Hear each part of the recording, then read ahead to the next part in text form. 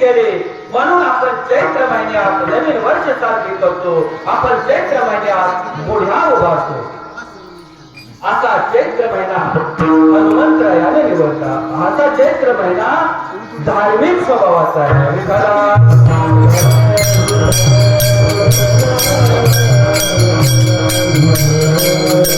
चैत्र महिन्यामध्ये देवदेवतांचे ज्या ठिकाणी मंदिर आहे, भगवान शिवाची ज्या ठिकाणी मंदिर आहे, त्या ठिकाणी लाखो भाविक येतात आणि मोठी यात्रा भरते. शिखर शिंगणापूरला चैत्र शुद्ध प्रतिपदेपासून चैत्र शुद्ध पौर्णिमेला यात्रा भरते. या रे वंदो शिखरात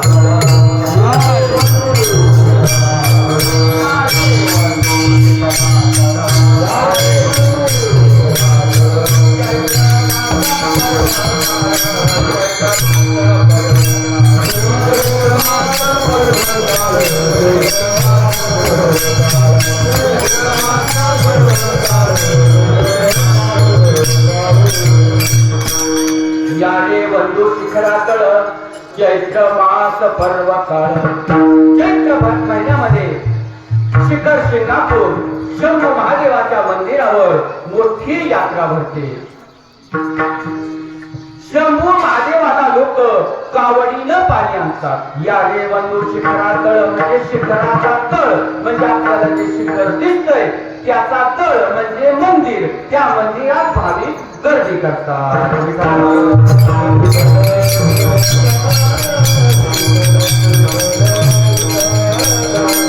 लोक कावडीनं पाणी आणतात. का कावडीनं पाणी आणतात लोक? कारण समुद्र मंथन झालं असता.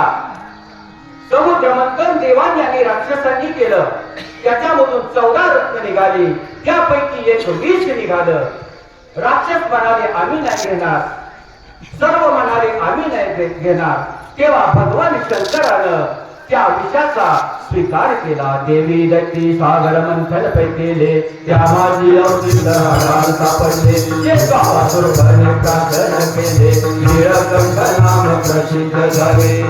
त्या भगवान शंकरानं ते विष प्राशन केलं आणि भगवान शंकराच्या कंठामध्ये दाह झाला, उष्णता झाली आणि मग देवदेवतांनी जलवृष्टी केली, पाऊस पडला. म्हणून जेव्हा कावडी शंभू महादेवाला पोहोचतात तेव्हा पाऊस येतो. विठाला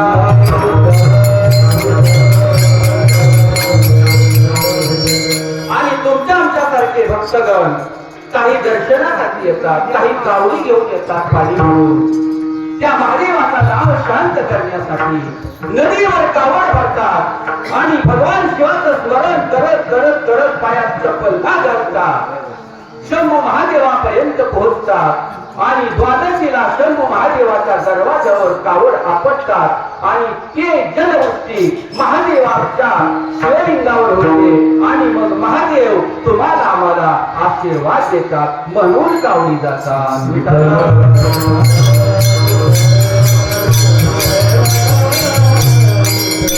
आता पवित्र चैत्र महिना, ज्या चैत्र महिन्यामध्ये लाखो भाविक भगवंताच्या दर्शनाला जातात.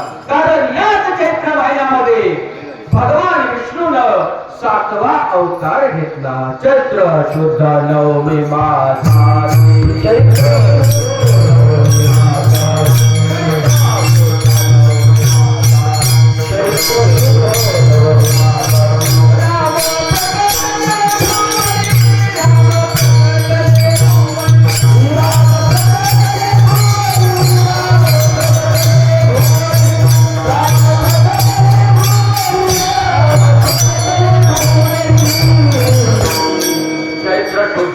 माझाई राम प्रकटले भुवनी. असा पवित्र चैत्र महिना सर्व देवदेवतांनी घेतला आणि माझ्या हनुमंतरायानं चैत्र महिन्यात घेतला. परंतु पौर्णिमा तिथी घेतली. कारण चैत्र महिन्यामध्ये भक्ती आणि शक्तीचं मिलन असतं. परंतु चैत्र शुद्ध पौर्णिमेला दिव्य भक्ती आणि दिव्य शक्तीचं आणि दिव्य ऊर्जा असते, दिव्य प्रकाश असतो आणि दिव्य तेज असतं. विठ्ठल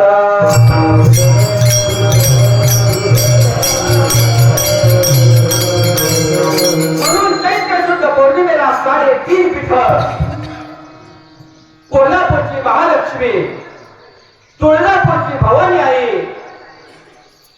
माहूरची रेणुका आणि वनीची सप्तशृंगी या ठिकाणी लाखोंच्या भाविक जातात आणि देवींचं दर्शन घेतात कारण तिथी पौर्णिमा या दिवशी दिव्य भक्ती आणि दिव्य शक्ती असते म्हणून तिथे पौर्णिमा